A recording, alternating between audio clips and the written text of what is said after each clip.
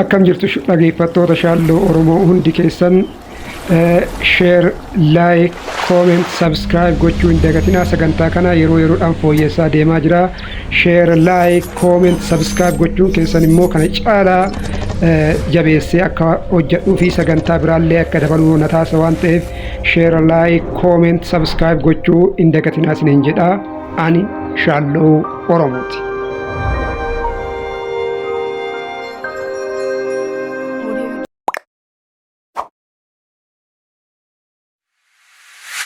Hi guys, akkam jirtu fayyaa keessanii naga keessanii har'a deebinee dhufneerraa sagantaa barnootati. Sagantaan barnoota har'aa kenna immoo baay'ee murteessaa kan ta'edha. Xinnoo isii sagaleen immoo qofaa qaba waan ta'eef waan rakkoo hin qabu. Kanaaf sagantaa kana gabaabduudha waan ta'eef gabaabsaa isin barsiisaa deema. Haga dhumaatitti sirriitti na dhaggeeffadha. Mata dureen barnoota keenyaarraa diijitaal maarkeettiingiidha. Namni kamuyyuu onlaayinii qarshii dalaguudhaaf maaltu isa barbaachisaa? Barnoota diijitaal maarkeettingii barachuu qabaachuudha.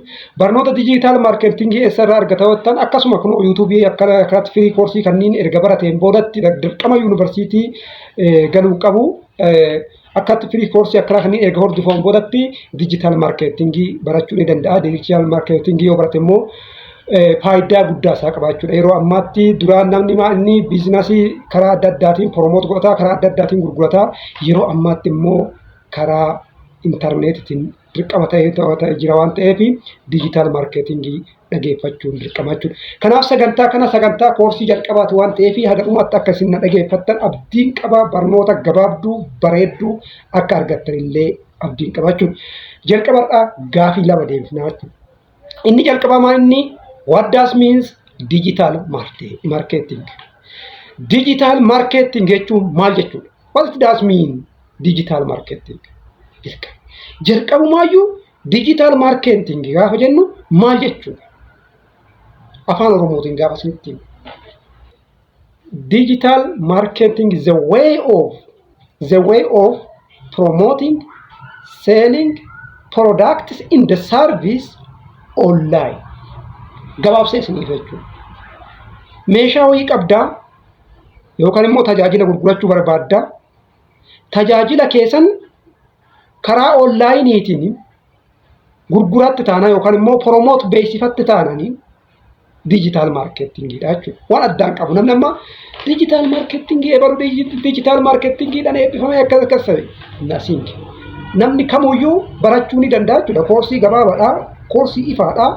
Koorsii kana fudhateen booda immoo gara diijitaal maarkeettingiitti galuu danda'a jechuudha. Product kan jennuun meeshaadha jechuudha. Fakkeenyaaf amma nam tokko moobaayila gurgurata ta'e meeshaa kana gurgurataa jechuudha karaa onlaayiniitiin. Akkam boodatti dhufne kaan jechuudha. Namni tokko waanuma barbaade jechuudha. Isteeshinarii qabatannaan isteeshinarii isaan gurgurataa jechuudha. Kan biraa immoo saarviis kan inni namni baay'een tajaajila jechuudha. Bar tajaajila fakkeenyaaf mana viidiyoo kanas ni qopheessa amma kun barnoota barsiisaa jira miti kun tajaajila saarviisiidha jechuudha. Saarviisiin gurguradha jechuudha. Beekumsa koo asirratti gurguradha jechuudha. Walumaa galatti piroodaaktii illee gurgurachuu dandeenya, saarviisii illee gurgurachuu dandeenya jechuudha.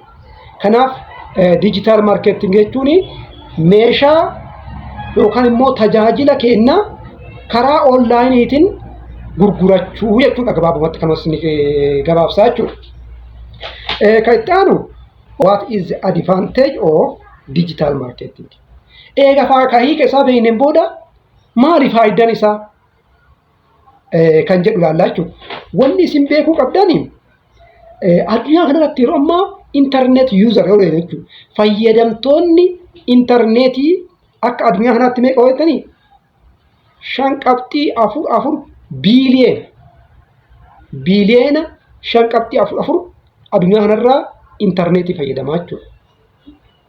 Itoophiyaa irraa gaafa deemtan yaana 24.88 maal fayyadamaa? Internetii fayyadama. Akka Itoophiyaatitti yoo as deebine jechuudha. Kontekstii Itoophiyaatitti yoo as deebine jechuudha.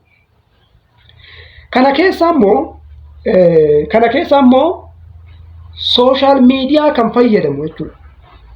Sooshaal miidiyaa kan fayyadamu meeqa gaafa jennee ilaalle 5.7 biiliyeena jechuudha. Sooshaal miidiyaa kan fayyadamu addunyaa irratti 5.7 biiliyeena addunyaa irratti jechuudha beeki. Itoophiyaatti gaafa dhufne immoo miiliyeena 7.5 sooshaal miidiyaa fayyadamaa jechuudha. Kana jechuun maal inni namni baay'een jechuudha sooshaal miidiyaa fayyadaman jechuudha. Egaa namni baay'een sooshaal miidiyaa kan fayyadamu ta'e immoo nuti immoo onlaayinii maal gochuu qabna tajaajila keenya yookaan immoo piroodaaktii keenya gurgurachuu dandeenya. Jalqabumarraa kanas ni haa faayidaa isaatirraa gaafa kan jechuudha. Kanaan wal qabatee faayidaan tokkoffaan cost effective.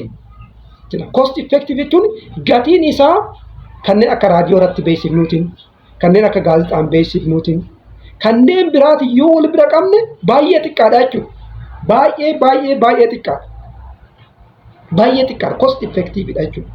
Qarshii guddaan hin gaafatu beeksifachuudhaaf. Piroodaaktii keenya meeshaa keenya beeksifachuudhaaf qarshii humnaa ol ta'e nurraa hin gaafatu jechuudha.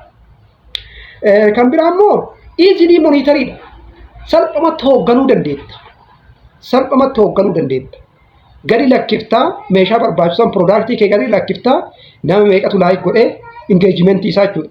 Nama meeqatu koomenti godhee nama meeqa bira ga'ee salphumatti tiraak gootee seentee ilaaluu dandeessa jechuudha. Engaajimentii nama meeqatu laayik godhee nama meeqa bira ga'ee jettee ilaaltee maali rakkoon isaa jettee ilaalteen booda immoo impiruuvimentii raawwachuufii dandeetta jechuudha. Garuu amma reediyoo irratti jechuudha. Reediyoo irratti yoo gad lakkifte namatti qarshii guddaan gadi lakkiftaa nama meeqa bira akka inni ga'e immoo hin beektu jechuudha. Hin beektu.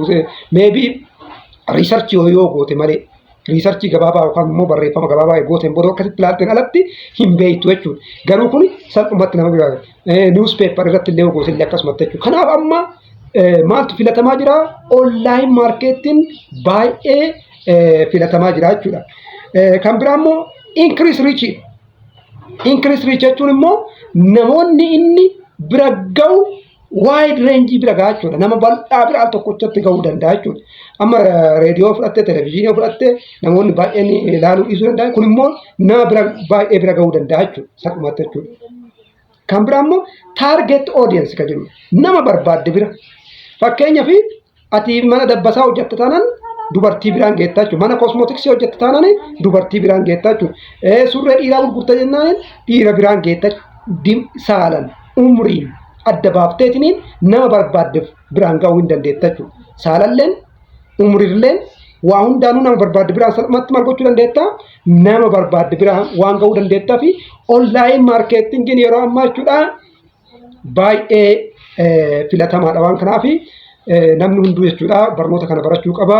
Please subscribe, share, like godha.